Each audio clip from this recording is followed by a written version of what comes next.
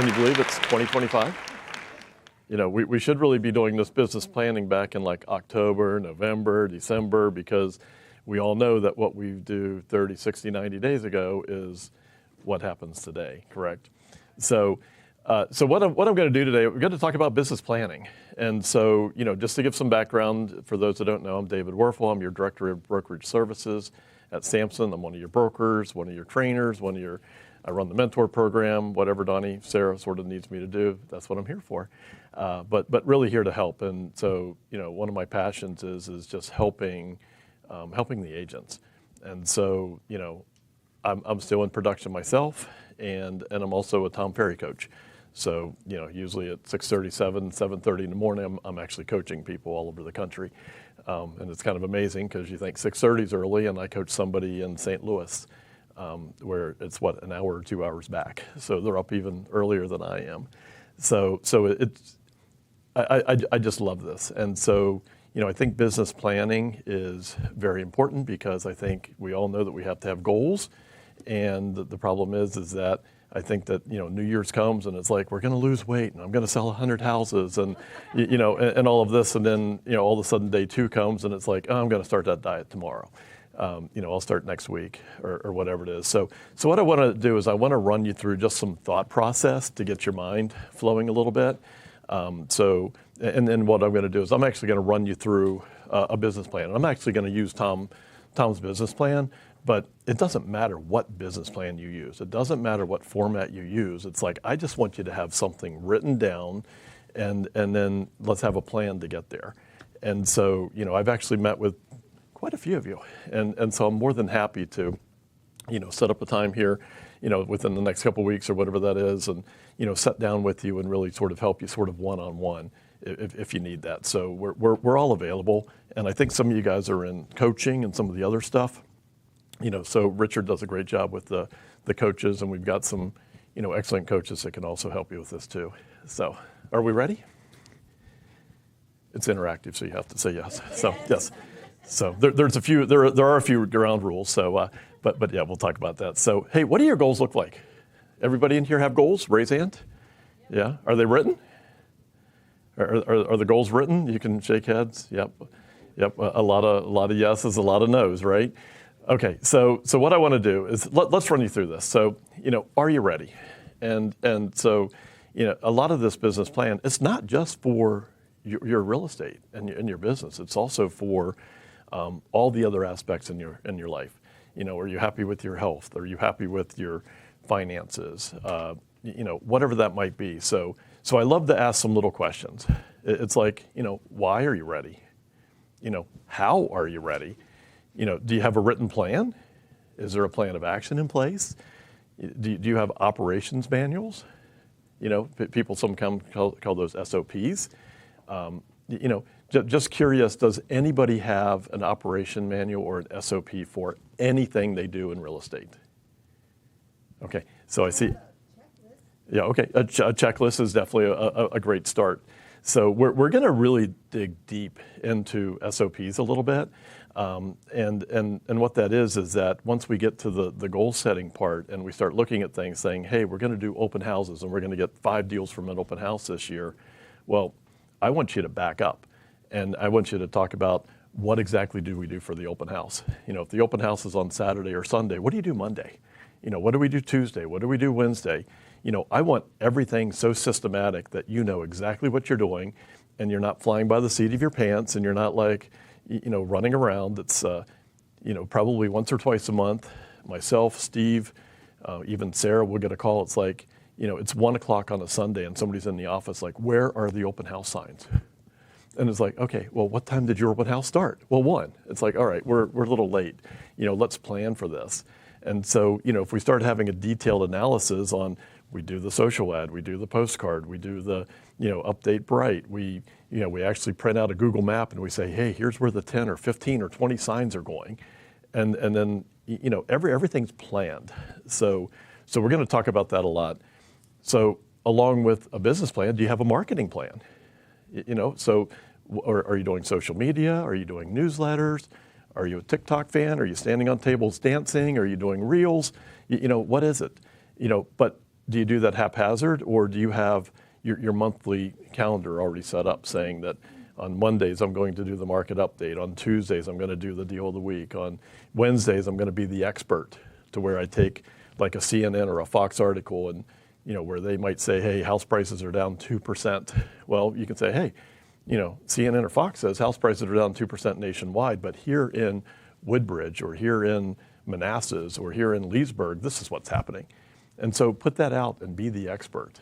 And then, maybe Thursday's something funny, and maybe Friday's a mortgage update, and interview your lender. We do it every Friday. Come join us.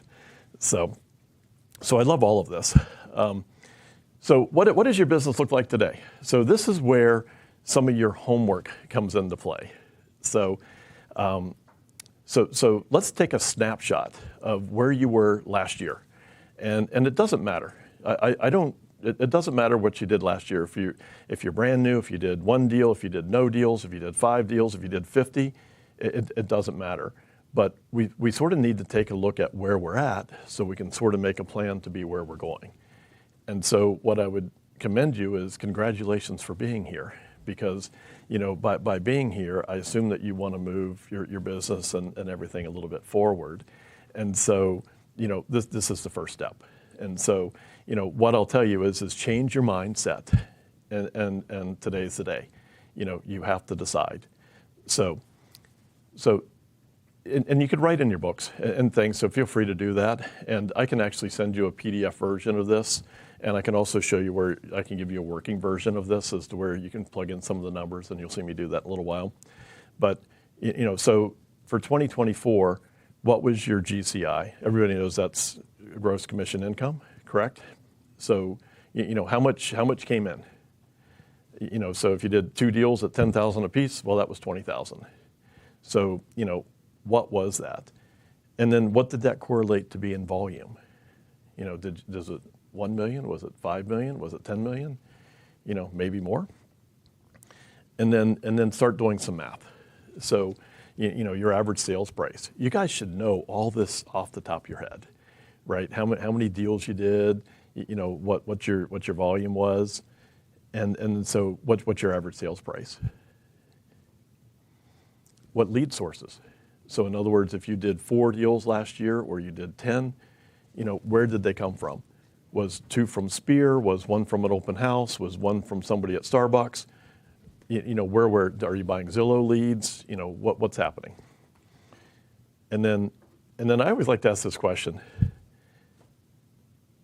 do you have a team? When I say that, and even if you're an individual agent, not technically on one of our teams in the office, do you have a team? And I would say yes, you do. You do have a team. Number one, you have all of us. You have all of the Samson support staff. Which means you've got marketing teams, you've got brokers. There's everybody here, right? We give you a lot of tools to look at that. Part of your team should be Cardinal Title, right? It's one of your partners. Part of your team should be your lender. Is it First Heritage? Is it somebody else? Who's your home warranty team? Who is your home inspector? Who do you use for termite? Who do you use for staging? They're all your team. So I think sometimes when we're thinking we're a team, we think that we have to be like, Carolyn's team or Jason's team or Arturo's team, one of those. So think of yourself as being, a lot bigger than you are. You have a lot of support being in this company. So, we always say that real estate is great because we don't have a boss, but then that's probably one of the downfalls too. We don't have a boss. Don't have somebody to answer to. All right, 2025. I'm going to jump through this pretty fast just so we can get moving because the time will go by very quickly. So what are you committed to? 2025. We're already a month in. What are you committed to? How many families do you want to help buy or sell a home this year?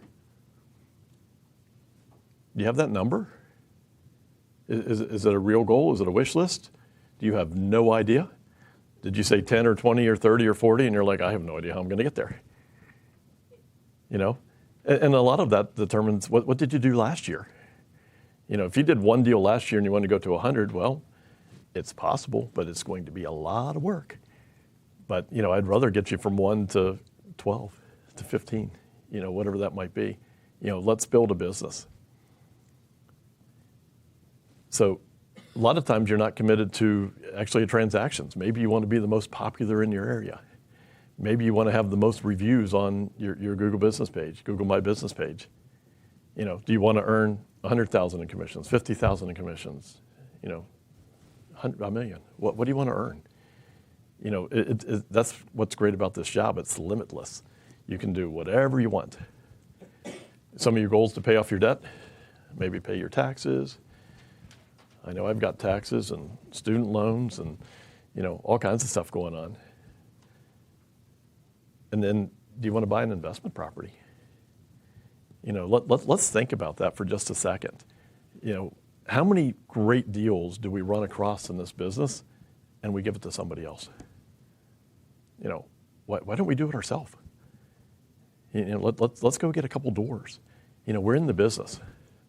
I'm looking to do that. I don't have any doors right now, or beside my primary home.